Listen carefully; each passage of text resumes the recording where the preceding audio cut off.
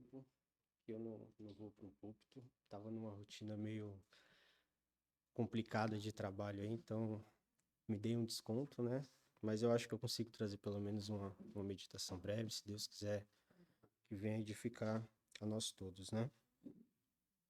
Vou pedir para os irmãos abrirem suas Bíblias lá em 2 Samuel, capítulo 11.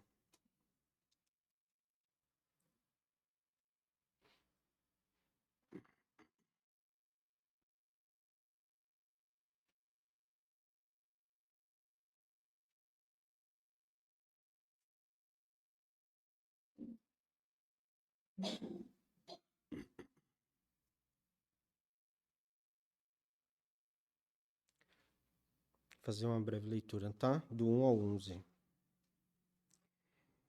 E aconteceu que, tendo decorrido um ano, no tempo em que os reis saem à guerra, enviou Davi a Joabe, e com ele os seus servos, e todo Israel, e eles destruíram os filhos de Amon, e cercaram a Rabá. Porém, Davi ficou em Jerusalém. E aconteceu que numa tarde Davi se levantou do seu leito, e andava passeando pelo terraço da sua casa real. E viu do terraço uma mulher que estava se lavando. E era esta mulher muito formosa à vista. E mandou Davi indagar quem era aquela mulher, e disseram: Porventura não é esta Batseba, filha de Eliã, mulher de Urias, o heteu? Então enviou Davi mensageiros e mandou trazê-la. E ela veio, e ele se deitou com ela, pois já estava purificada da sua imundícia. Então voltou ela para sua casa. E a mulher concebeu e mandou dizer a Davi: Estou grávida. Então Davi mandou dizer a Joabe: Envia-me Urias, o heteu, e Joabe enviou Urias a Davi. Vindo, pois, Urias a ele, perguntou Davi como passava Joabe, e como estava o povo, e como ia a guerra. Depois disse Davi a Urias: Desce à tua casa, lava os teus pés. E saindo Urias da casa real, logo lhe foi mandado um presente da mesa do rei. Porém, Urias se deitou à porta da casa real, com todos os servos do seu senhor, e não desceu à sua casa. E fizeram saber isto a Davi, dizendo: Urias não desceu à sua casa. Então disse Davi a Urias: Não vens tu de uma jornada? Por que não desceste à tua casa? E disse Urias a Davi: A arca e Israel e Judá ficaram em tendas, e Joabe, meu senhor, e os seus servos e os servos do meu senhor estão acampados no campo, e hei eu de entrar na minha casa para comer e beber e para me deitar com minha mulher? Pela tua vida e pela vida da tua alma, que não farei tal coisa. Vamos orar mais uma vez? Senhor nosso Deus, amado Pai, nós chegamos à tua presença, agradecidos, ó Pai, pela salvação que o Senhor nos concedeu em Cristo Jesus. Te agradecemos por este momento, por esta igreja aqui reunida, por cada uma das suas igrejas reunidas, ó Pai, onde o Evangelho é verdadeiramente pregado, que o Senhor possa abençoar, que o Senhor possa me usar para trazer uma mensagem que seja segundo a sua palavra também, ó Pai. Eu sou fraco, débil, mas que o Senhor possa trazer algo proveitoso aos irmãos, ó Pai. Nós te pedimos perdão pelos nossos pecados, pela maldade que ainda reside em cada um de nós, e que o Senhor possa nos ajudar a andar cada dia olhando para Cristo, Pai. É isso que nós oramos, em nome de Jesus. Amém.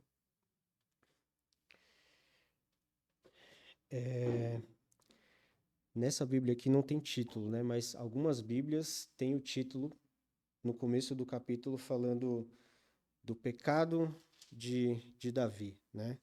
Do adultério de Davi. Então, a ênfase aqui é muito forte sempre na situação de Davi, tanto que é muito conhecida, né, por todos, né? Davi, ele foi um homem que foi muito conhecido por ser um homem segundo o coração de Deus, mas também pelos pecados que ele cometeu, né? E só que hoje eu queria enfatizar um outro personagem dessa história, que eu acho que é o que é menos lembrado nela, né? Que é Urias. Vamos começar lá do versículo 1, tá? E aconteceu que, tendo decorrido um ano, aí tem uma coisa bem importante. No tempo em que os reis saem à guerra. Davi, ele deveria ter ido à guerra junto com seus soldados, né? Ele sempre foi ele era rei, mas ele também era um comandante do seu exército, né? E ele sempre acompanhou seus homens nas guerras. E aqui Davi, ele estava, pelo que eu pesquisei, ele estava com uma média de 45 a 50 anos, estava na metade do seu reinado, então era um período em que ele efetivamente ia à guerra, né? E aqui o texto deixa bem claro, né? Em um tempo em que os reis saem à guerra. Aí ele fala: enviou Davi a Joabe e com ele os seus servos e todo Israel, e eles destruíram os filhos de Amon e cercaram Rabá, porém Davi ficou em Jerusalém, né? Ele quebrou um padrão que geralmente já era esperado, né? Que era o propósito dele. E o texto fala que ele... E aconteceu que numa tarde ele se levantou e andava passeando pelo terraço da casa real. Então ele deixou de fazer algo que era habitual, que era estar junto com o seu exército, para ficar ocioso, para não fazer nada, né? E nesse momento ocioso, vulnerável que ele ficou, sem nenhum propósito, ele acabou abrindo margem para a tentação, que foi quando ele viu Batseba, né? E o texto fala que Batseba era uma mulher formosa, muito formosa à vista, né? Quando tem essa expressão é porque ela era realmente muito bonita, né? E chamou a atenção de Davi, né? Ele vê Batseba, aí o restante a gente leu no texto, né? Ele vê Batseba, ele se deita com ela engravida e ele tenta encobrir esse adultério, né? E esse bebê que está a caminho, né? E ele manda chamar Urias, ele manda Joabe chamar Urias de volta, né? E aí a gente vai fazer um contraste entre os dois personagens aqui, para mim os dois principais da história, né? Que é Davi e Urias, né? Davi, a Bíblia fala para nós que ele é um homem segundo o coração de Deus, né? Mas ele estava obstinado com o plano dele, né? Então a ideia dele, o texto dá a entender isso, era que ele voltasse, se deitasse com a mulher dele, e se ele se deitasse com a mulher dele, poderia passar até batido que o filho era dele, né? Mas eu vou fazer agora um contraste entre os dois personagens, tá? Vou na minha colinha, tá? Vou falando para vocês. Algumas características de Davi, né? Ele era um rei ungido de Israel, da tribo de Judá, descendente de Boaz e de Ruth. E Ruth era uma estrangeira, assim como Urias, né? A moabita, que foi incluída na linhagem de Davi. Ela era bisavó de Davi, né? Escolhido por Deus, ungido por Samuel, carregava a promessa messiânica, né? Tanto que Jesus é chamado Jesus, filho de Davi, né? Da descendência messiânica. Ele era pastor, era um guerreiro, músico e rei, e um homem segundo o coração de Deus. Ele era tudo isso, muitas qualidades, né? Um homem invejável, né? Olhando todas essas características. Mas um homem que também caiu em adultério, que abusou do poder que ele tinha nas mãos dele e que mandou matar um homem inocente, né? Aí agora vamos ver algumas características de Urias. Urias, o Eteu, descendente dos Eteus, como o próprio nome diz, um povo cananeu, um povo politeísta, que acreditava em vários deuses. Mas a gente consegue ver, pelo versículo 11 aqui, que ele provavelmente era um homem convertido à fé de Israel. Ele cria no Deus verdadeiro, no Deus de Israel, exército ao qual ele defendia. Porque no versículo 11 aqui ele diz: E disse Urias a Davi, a arca. Isso mostra respeito, reverência, aquilo que simbolizava a presença de Deus. Ele fala: a arca e Israel e Judá ficaram em tendas, e Joabe, meu senhor, e os servos do meu senhor estão acampados no campo, e hei eu de entrar em minha casa para comer e beber e para me deitar com minha mulher, pela tua vida e pela vida da tua alma, que não farei tal coisa.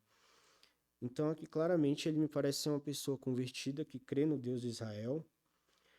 Ele era um homem sem linhagem importante, sem herança na terra, sem uma promessa, como Davi tinha, de uma linhagem eterna. Um homem simples, um homem provavelmente que seria esquecido no decorrer da história, né? Mas que mostra muita integridade, lealdade, senso de honra e de temor a Deus, né? Qualidades que Davi negligenciou totalmente naquele momento, né?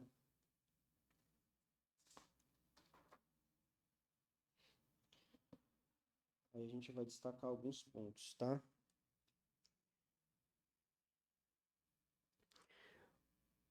Urias, por ser um estrangeiro naquela terra, ele demonstrou uma lealdade até incomum, né? Porque ele abriu mão, ele voltou para casa. Se a gente for parar para pensar, qualquer pessoa que se encontrasse na situação dele, talvez falasse: vou para casa, vou aproveitar essa folguinha, que eu provavelmente vou ter que voltar, então eu vou aproveitar essa folga, eu vou em casa, eu vou ver a minha mulher e depois eu volto para a batalha, né? Mas ele levou em consideração, primeiramente, a primeira coisa que ele fala aqui no versículo 11, a arca. A batalha que eles geralmente enfrentavam contra esses povos era em nome do Deus de Israel, em nome do Deus vivo. E ele mostrou uma lealdade muito grande à fé dele, a fé que ele conquistou depois, né? Porque ele veio de um povo que não tinha essa fé, né? Mesmo com a permissão do rei, ele não se permite ter o conforto da sua casa, da sua família, enquanto o seu povo está na luta, né? Está na guerra. E Davi, por outro lado, tenta manipular toda a situação, já mergulhado até o pescoço, né, na lama. Ele tenta manipular a situação de toda forma. Urias fica lá na porta. Ele fala: mas você não vai descer para casa? E ele não vai, né? Aí a gente vai ver aqui a integridade de Urias diante da corrupção de Davi naquele momento, né? Lá em Filipenses 2:15, vamos abrir lá rapidinho.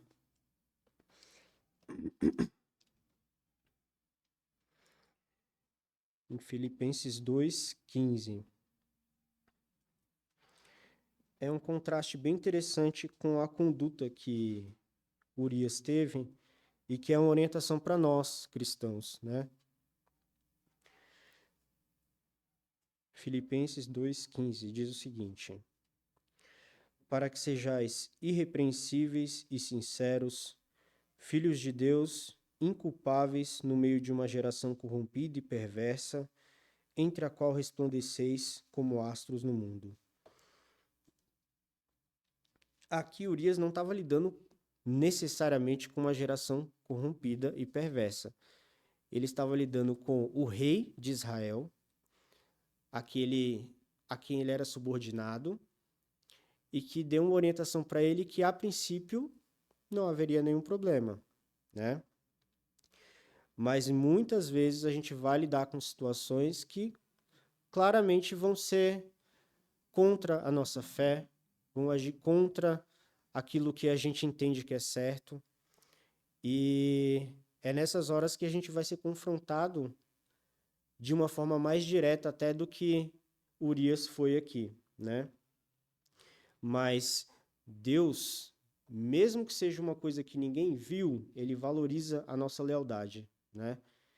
E em um mundo que normaliza a mentira, o pecado, que cada vez mais inverte o significado das coisas, né?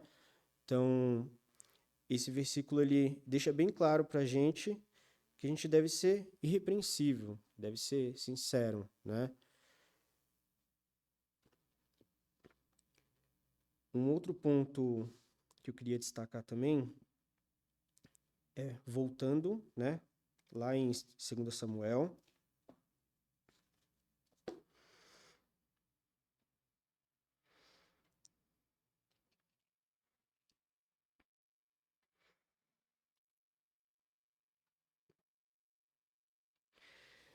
aí aqui o desenrolar da história é esse, né, que Davi fala para manda mensagem para Joabe pelas próprias mãos de Urias, manda uma carta dizendo que é para ele colocar Urias no fronte de batalha para retirar os soldados de trás para que ele seja morto, né? E assim é feito. Joabe cumpre, arrisca a ordem do rei. E aí tá resolvido o problema de Davi, né? Pelo menos até então, não conseguiu resolver de um jeito, falou, vamos tentar de outro, conseguiu o objetivo dele, que era, de certa forma, silenciar aquilo. Ninguém vai ficar sabendo, né? Mas aí em 2 Samuel, capítulo 12, versículo 1, a gente vai ler o seguinte. Vou ler alguns versículos, tá, irmãos?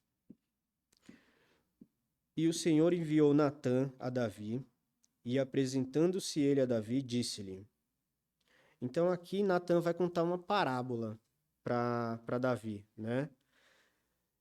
E ele traz essa parábola justamente para ver qual vai ser a reação de Davi, né? Havia em uma cidade dois homens, um rico e outro pobre. O rico possuía muitíssimas ovelhas e vacas, mas o pobre não tinha coisa nenhuma, senão uma pequena cordeira que comprara e criara, e ela tinha crescido com ele e com seus filhos. Do seu bocado comia, e do seu copo bebia, e dormia em seu regaço, e a tinha como filha. E vindo um viajante ao homem rico, deixou este de tomar das suas ovelhas e das suas vacas para assar para o viajante que viera a ele, e tomou a cordeira do homem pobre, e a preparou para que para o homem que viera a ele. Então o furor de Davi se acendeu em grande maneira contra aquele homem, e disse a Natã: Vive o Senhor, que digno de morte é o homem que fez isso. E pela cordeira tornará a dar quadruplicado, porque fez tal coisa e porque não se compadeceu. Então aqui a gente vê que Davi teve uma reação de bate-pronto, assim, ficou revoltado, né? Falou assim, não, absurdo, né? Como que ele tem tudo, um homem que só tinha aquela cordeirinha, ele vai e tira essa cordeirinha do homem, né? Aí o versículo 7 diz, Então disse Natã a Davi, Tu és esse homem. Assim diz o Senhor Deus de Israel, Eu te ungi rei sobre Israel, e eu te livrei das mãos de Saul, e te dei a casa de teu senhor, e as mulheres do teu senhor em teu seio, e também te dei a casa de Israel e de Judá, e se isto é pouco, mais te acrescentaria tais e tais coisas. Por que, pois, desprezaste a palavra do Senhor, fazendo o que é mal diante de seus olhos? A Urias, o heteu, feriste a espada, e a sua mulher tomaste por tua mulher, e a ele mataste com a espada dos filhos de Amon. Agora, pois, não se apartará a espada jamais da tua casa, porquanto me desprezaste, e tomaste a mulher de Urias, o heteu, para ser tua mulher. Aqui a gente vê que Davi não estava esperando por essa resposta que ele era o homem daquela parábola, né?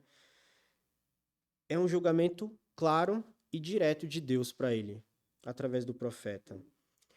E Davi, ele colhe as consequências desse pecado que ele cometeu. Batseba vai perder esse filho, né? Dali para frente, ele teve muitos conflitos dentro da casa dele, teve situações com o filho Absalão, né? E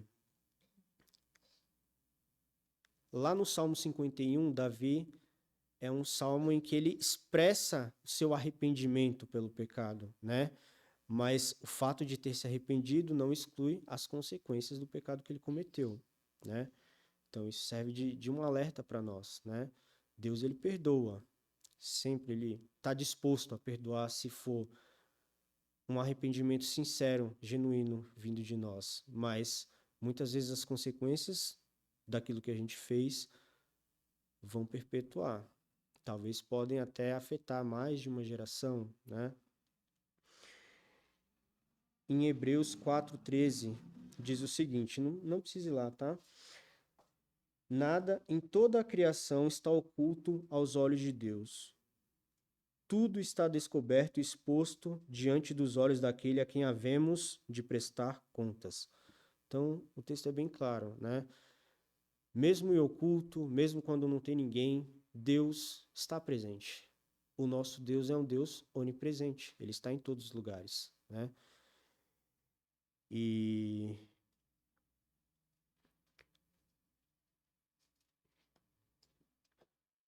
o cuidado que a gente deve tomar é de saber que sempre que nós pecarmos, provavelmente isso terá consequências em nossas vidas. Primeiro, a gente não deve pecar por temor a Deus, por amor àquilo que ele já fez por nós, mas pensar também nas consequências que podem advir daquilo que a gente fizer, né? Lá em 2 Samuel novamente, vocês não saíram, né?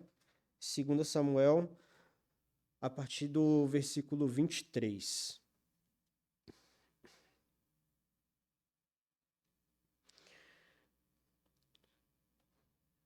23, perdão, irmãos. É 2 Samuel 23, 39, desculpa.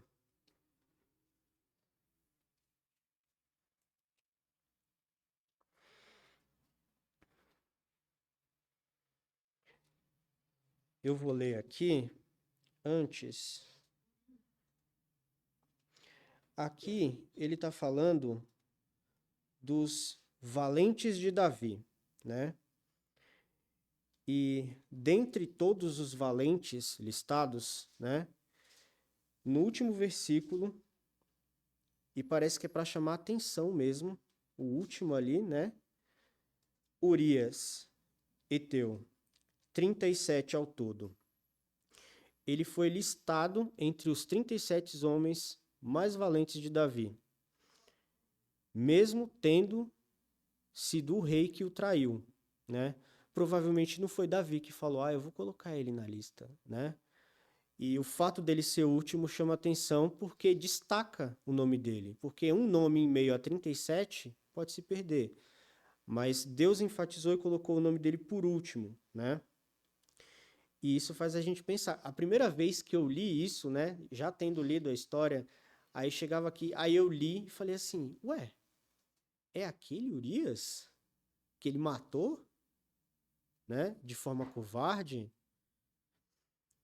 E aqui é muito interessante que Deus, ele honra a fidelidade de Urias, que poderia ser um homem que ia passar despercebido pela história, né?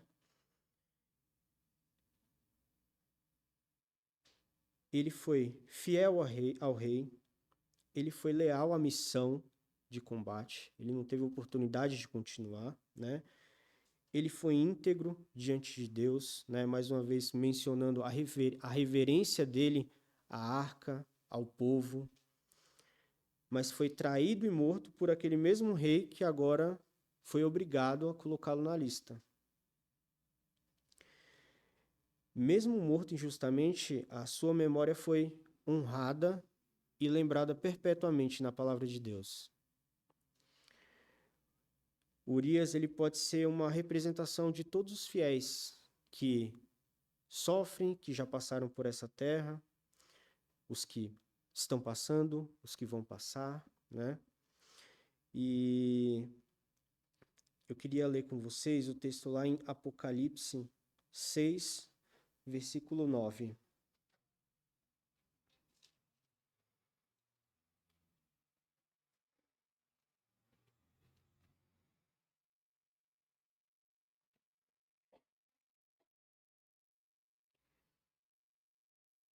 E para mim faz uma ligação bonita com a história de Urias, com a representação dele, né? Então, em Apocalipse 6, do versículo 9 em diante, diz o seguinte: E havendo aberto o quinto selo, viu debaixo do altar as almas dos que foram mortos por amor da palavra de Deus e por amor do testemunho que deram. E clamavam com grande voz, dizendo: Até quando, ó verdadeiro e santo dominador, não julgas e vingas o nosso sangue dos que habitam sobre a terra?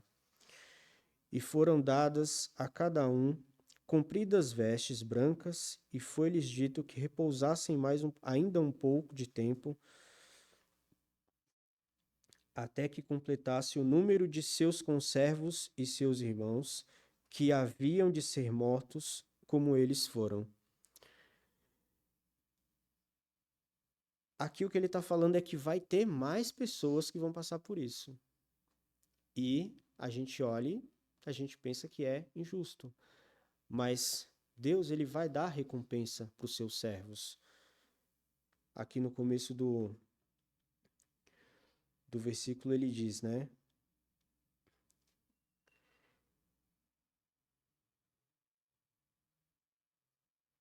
Debaixo do altar as almas dos que foram mortos por amor da palavra de Deus e por amor do testemunho que deram. Eu tenho certeza que o resto da vida de Davi, Urias foi um homem que provavelmente esteve na mente dele todos os dias. Ele foi um homem que foi lembrado até o último dia da vida de Davi. E mais uma vez, Davi foi um homem excepcional, foi um servo de Deus exemplar, né? Mas foi um momento, foi um deslize, foi um momento que ele não estava no lugar que ele deveria estar e que ele fez uma coisa que ele não deveria fazer.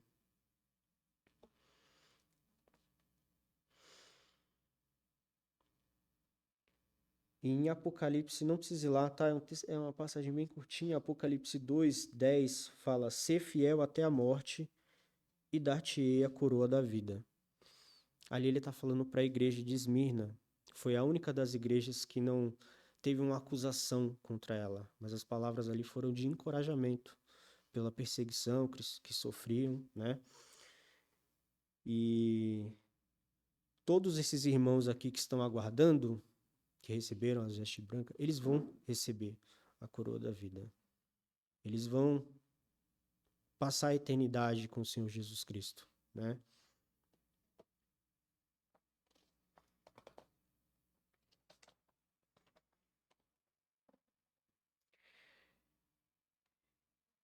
E de forma geral, a gente pode olhar, se a gente olhar para a história como a história de Urias, né? Que não é apenas uma história de uma tragédia, de traição, de morte, né? Mas ela espelha princípios que nós deveremos buscar, né? Que nós devemos conservar, né?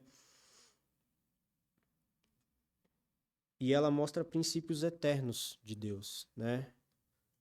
Que Deus vê o justo, mesmo que o mundo ignore, ou mesmo que o mundo atropele ele, que foi como aconteceu com Urias, né? Que Deus julga o pecado, mesmo entre os seus ungidos, mesmo aquele que era o rei ungido de Israel, que Deus honra a fidelidade, mesmo após a morte, né?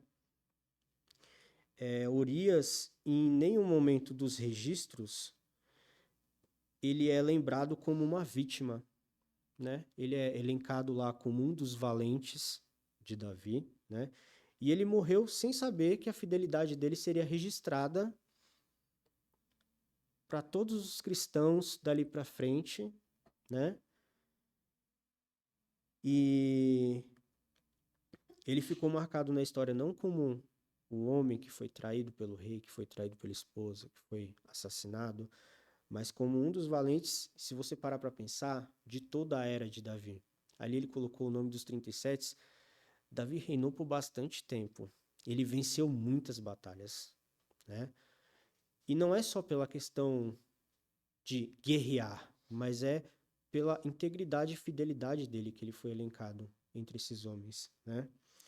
E um outro detalhe muito bonito, aí eu vou querer que os irmãos abram lá em Mateus, capítulo 1, versículo 6.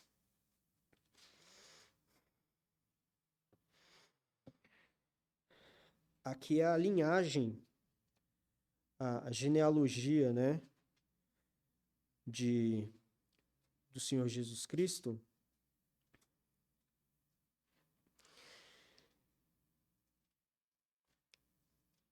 E aqui é muito interessante, né, porque toda a linhagem ela descreve exatamente fulano e ciclano, filho deles. Se juntou com pessoa, filho deles. Mas aqui no versículo 6, ele fala: E Jessé gerou ao rei Davi, e o rei Davi gerou a Salomão, da que foi mulher de Urias. Mateus poderia ter colocado só Batseba, e não da que foi mulher de Urias, né? E isso, de certa forma,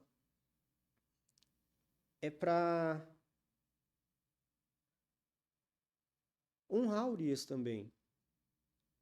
Ele, o nome dele está na genealogia de Jesus, sem que ele seja um descendente de Jesus, mas o nome dele foi honrado mais uma vez entre os valentes de Davi e agora dentro da genealogia de Jesus.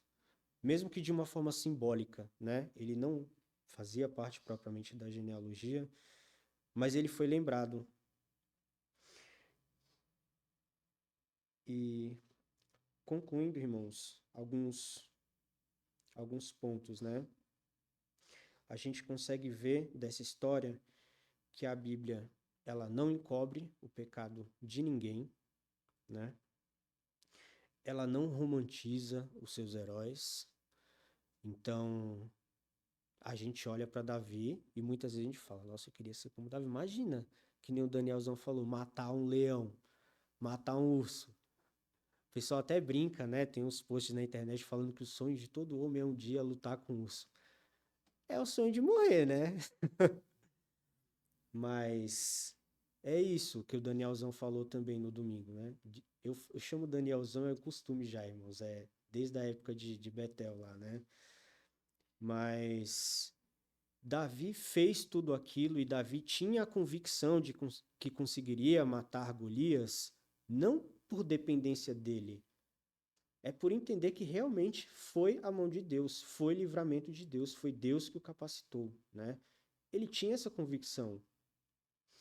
E a gente contrasta, né, o Davi naquele momento, com toda aquela fé, com toda aquela convicção, com Davi no momento em que cometeu todas aquelas loucuras, né? E um abismo puxa outro abismo, que foi o que aconteceu com ele, né?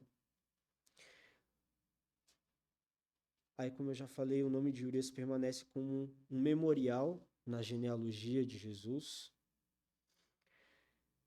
E Deus ele pode transformar até a consequência de um pecado em parte do plano redentor. Porque Salomão é filho de Davi com Batseba. E Salomão é a descendência do nosso Salvador, do Senhor Jesus Cristo. Então, mesmo uma coisa ruim que aconteceu no decorrer do caminho, Deus usou para um propósito bom.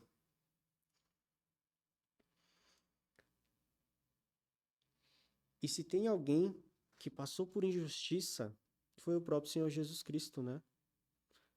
Que pisou nessa terra, o único homem que poderia dizer que era perfeito, que era bom, né?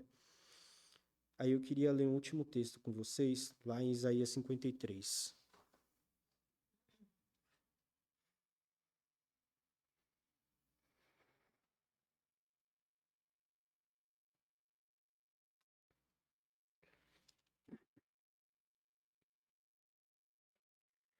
Isaías 53, do versículo 3 em diante.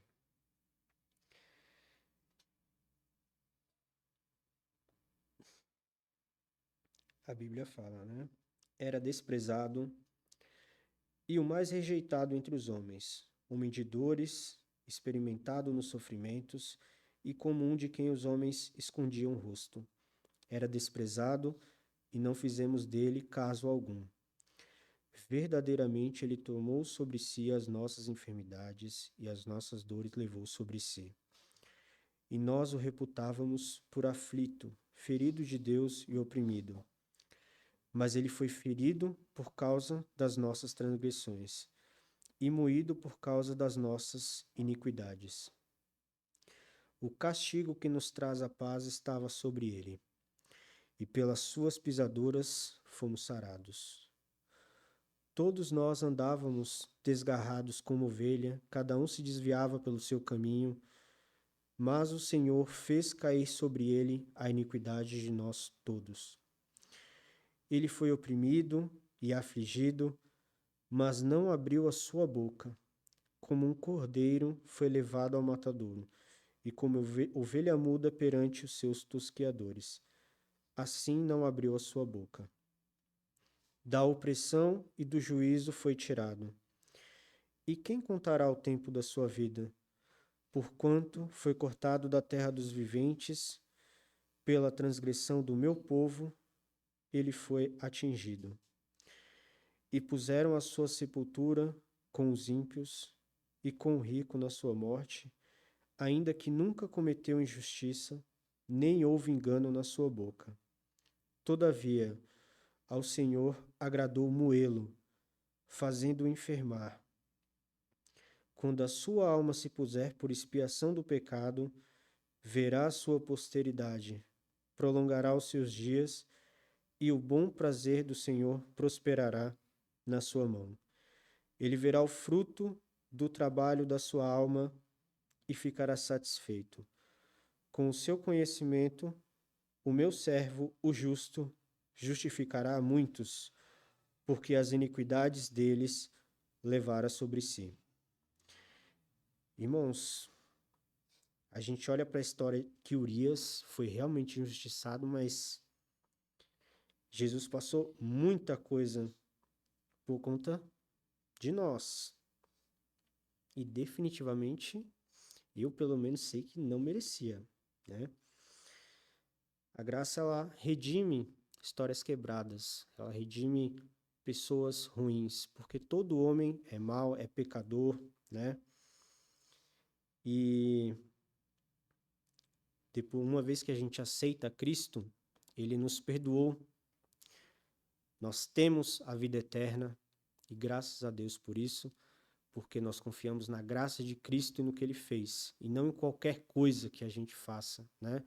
Mas a gente deve buscar dia a dia nos santificar, de fato não olhar para o irmão X, para o irmão Y, mas olhar para Cristo, porque aí qualquer coisa que você for tentar comparar, não vai dar, entendeu? Vai ter que correr atrás, né? Mas Urias, ele pode ser usado como um exemplo. Um homem que provavelmente, mais uma vez, ninguém ia lembrar da história dele, né? Mas Deus fez questão na sua palavra de eternizá-lo até o final dos tempos. Que nós possamos buscar, tentar ser íntegros, como Urias foi naquele momento, né? Ele era um homem pecador também, provavelmente tinha seus problemas, né? Mas era um homem que buscava ser leal a Deus. E para a gente fugir do caminho que Davi trilhou naquele momento. Buscar ser cauteloso, né? Mas também Davi, depois que foi confrontado pelo profeta, ele reconhece o seu pecado. Ele se arrepende verdadeiramente, mesmo que as consequências dos pecados dele duraram muito tempo ainda, né? Mas Deus perdoa aqueles que se arrependem com sinceridade, né?